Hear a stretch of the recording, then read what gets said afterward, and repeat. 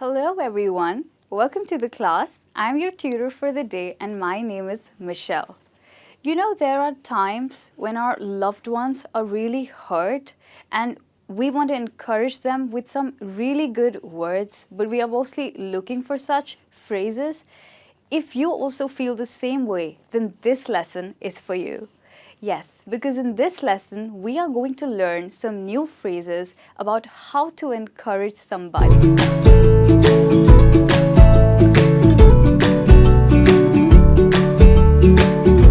So the phrases written here in black, these are the phrases that you can use to encourage somebody who has not yet taken a decision which is risky or difficult. So let's look at the first one here. Give it a try. This phrase, let me give you a situation. So you have a friend who knows how to drive, but she's never driven on a highway before. And you're along with her, you're the one driving, and you stop the car and you tell her, why don't you try and let's go on the highway? And she's really scared and you want to encourage her, then you can obviously tell her, it's fine, I'm next to you. You can always give it a try, right? The second phrase here, it's worth a shot. You know, it's worth a shot. Right. This phrase also has a similar meaning like give it a try, but let me give you a situation. So your friend is appearing for an exam and he or she is really scared that they might just fail the exam. But that's not going to affect anything because it's just a competitive exam. So you can always tell them, it's worth a shot. You're not losing anything, right? Moving on to the third phrase. What do you have to lose? This is a very interesting phrase. What do you have to lose? Lose. Because in this situation, the person has not yet taken a decision. So let's say that somebody we know, maybe your friend, likes a girl and he wants to propose to her, but he's really scared. So, he's thinking whether to propose or not to propose, and he comes to you for an advice. So what do you tell him? What do you have to lose? Even if she says no, it's fine. You're not losing anything. And at all, if she says yes, then you surely have something to gain, right?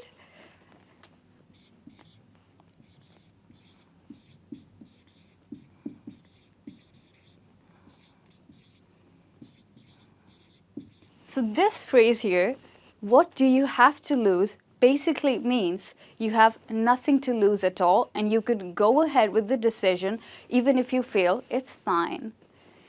The fourth phrase here, you might as well. What do you think we mean by might? So in terms of possibility, may is used when the possibility of achieving something is really high, but might is used when the possibility of achieving something is really low. So your classmate is doing this exam and she has an exam and you also have an exam. She calls you up at the night and she's like, I'm really scared about the exam. What do? I have not prepared well. I was caught up in this, that, blah, blah, blah. You don't know what to say, so you can always tell her, you might as well just clear it. Sorry to say, there are lesser chances, but the fingers are crossed. Don't ever tell her that. Shh. You just say, you might as well. So here, might signifies that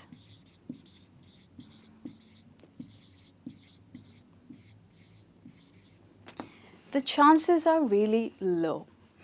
We've already looked at these four phrases, and these four phrases can be used for a decision that is risky or dangerous. With this, we move on to the second bunch of phrases written in blue here.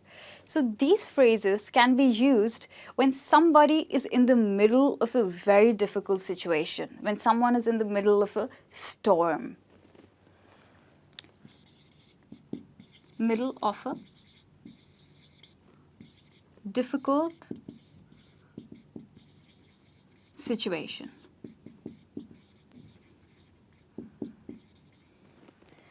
first example for that we have is hang in there.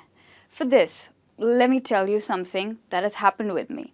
My cousin, she studies in a medical school and she has to study really long hours and she has a lot of exams to give. So often she calls me and tells me, I have to study so much, you have no idea. I'm burning the midnight lamp and I'm spending all night studying. And what do I tell her? All that I can tell her is just hang in there. It's fine. You'll get across. You'll cross the stream and very soon you're going to bear the fruit of your hard work. So if you have a friend like that or if you know anybody like that, then you can always tell them, hang in there. The second phrase here, never say die. So let's take a very interesting example for this. You are in the middle of a football match and your team is losing the match. What do you tell your teammates? Of course, never say die or keep fighting. Why? Because you're trying to win the match, so you don't have to lose, and you could always say never say die or keep fighting, right?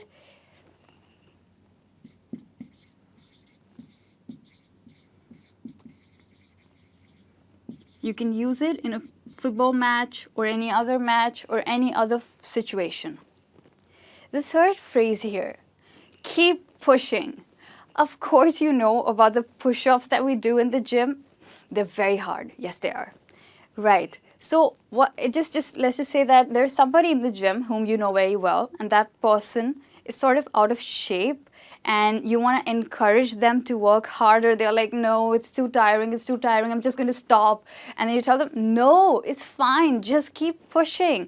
It's just 20 minutes to go. So you can always say it with, a time marker saying that keep pushing, maybe just 20 minutes to go or 5 minutes to go.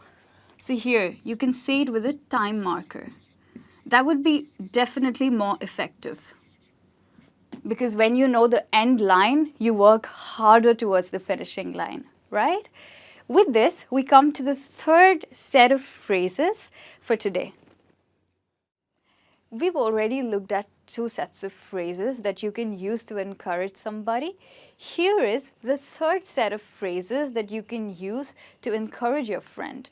So these phrases can be used in a situation where you cannot say yes and you cannot say no. And there you need to give a sort of diplomatic answer, although you're 100% with that person in whatever decision they take. But you're not going to tell them you take this decision or you take that decision. So it means no agreement and no disagreement, right?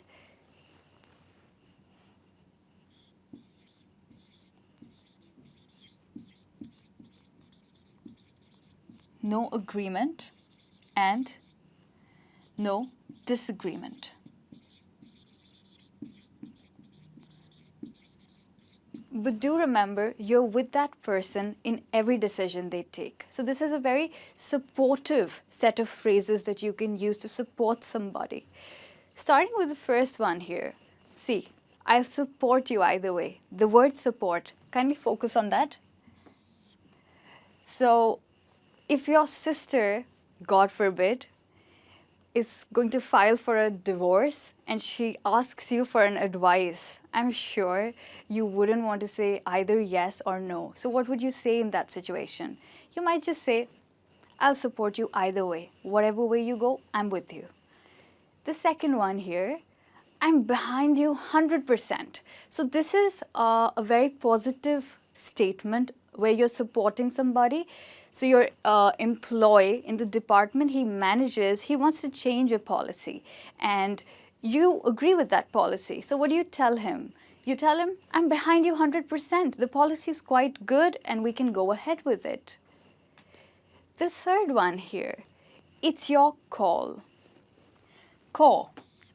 This word here also says that you are doing hands up and you're like, okay, I'm not saying anything. You decide what you want to do.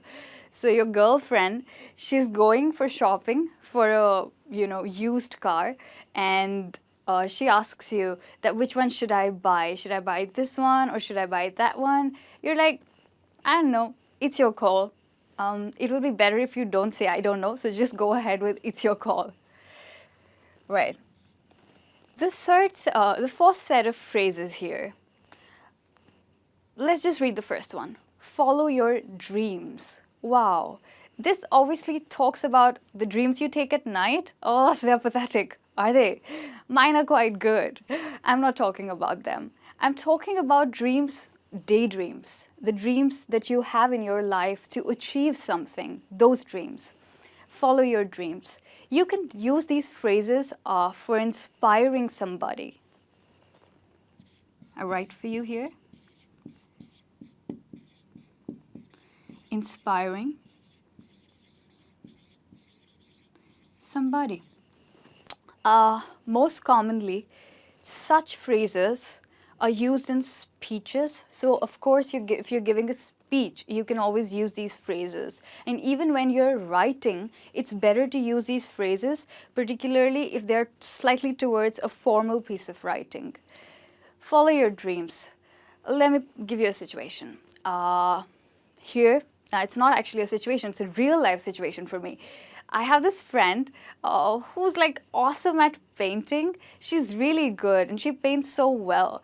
But then she's actually caught up in a 9-to-5 corporate job and she's left with no time for painting. And it's been 2 years that she's not really painting too much, although she's painting and she always shows me. She's also sort of an introvert. So she's not very keen on exhibiting her painting. But I always tell her, you can continue with your job, but you must follow your dreams. Don't stop. You must achieve what you've dreamt for, right? The second one, reach for the stars. This is so nice. I've always heard my dad saying that to me. Reach for the stars. Don't stop. You know, you can achieve whatever you set your mind to.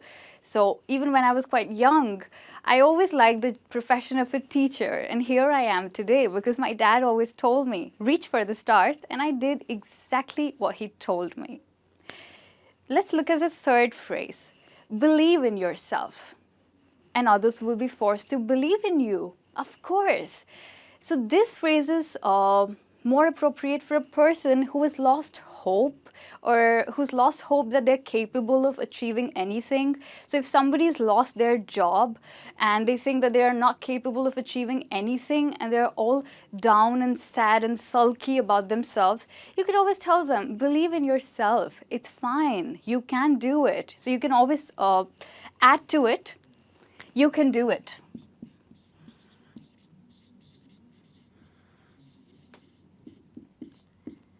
And that goes out for most of you watching this video. Believe in yourself. You can surely learn English. It's no big task. The fourth phrase here, sky is the limit. The best example would be my painter friend.